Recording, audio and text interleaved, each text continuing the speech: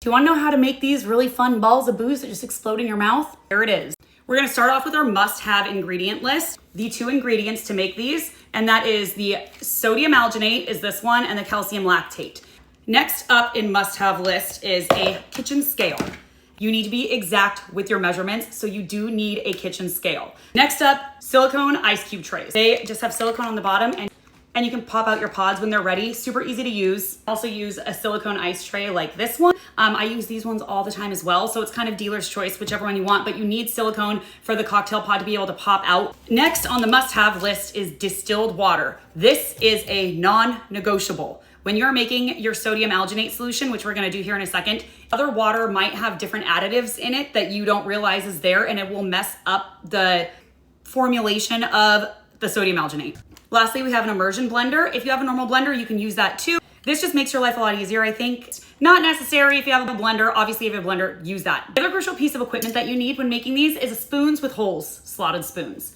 Any of these will do. So when you're scooping out your pods from the sodium alginate solution, it has a place to leak out. And then a kitchen thermometer, because you need to heat up your sodium alginate solution in order to make these pods, and you want to be able to make sure it's at least 120 degrees. Then optional, but will make your life easier. These food containers, they come with lids. I use these to store the pods. I use them to heat up my sodium alginate solution. I use them to drop the pods into. I just recently started using these, and I won't ever go back to using anything else because they just make my life so much easier. All right, that is it on the must-haves list. We're gonna get going.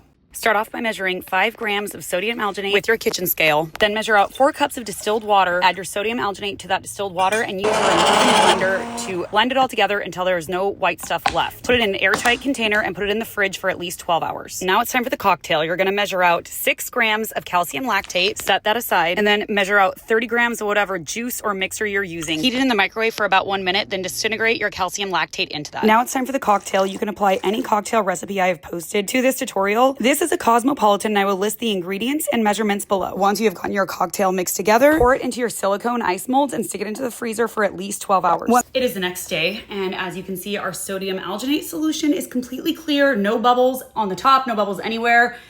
This needs to have sat, I say, at least 24 hours for the best results possible. For this next step, you are also going to need your kitchen thermometer, 3 bowls, 1 to pour your sodium alginate in to heat it up, and then 2 for rinse baths, a spoon with holes, and also we have our frozen pods that, look at them, they are ready to go. Going to start off by taking some of our sodium alginate and pouring it into one of these other dishes. It can be any kind of microwave safe bowl. So I'm gonna fill it up to about there of sodium alginate. Then I'm going to put this in the microwave to get this above 120 degrees. While that's in the microwave, we're just gonna fill up our 2 other bowls with water. Once our sodium alginate is heated up, we're going to put in our thermometer, and we want it to be above 120 degrees. If you do anything below 120 or 125 is when your pods get really thick or they get a lot of weird membraney things on the side. All right, we are gonna grab out our cocktail pods. You're gonna pop 1 out at a time. We're gonna take our first pod, and we're just going to gently drop it in to the mixture. You can give it a little bit of a stir very gently for the first maybe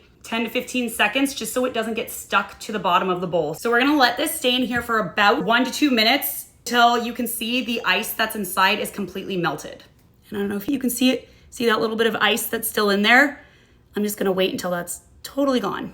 All right, now that our pod is done, we're going to scoop it out, and I want you to let as much of the sodium alginate drip down as you can. I always give a little bit of a wipe before you put it into your first rinse bath, just because you're not trying to put too much sodium alginate into your rinse bath. You want it to be as watery as possible. And just let it do a little rinse for a second, and then you're gonna scoop it out and move it into your second rinse bath. And then once it rinses, your cocktail pod is ready to be consumed. And what you can do, let's say we're making a full batch.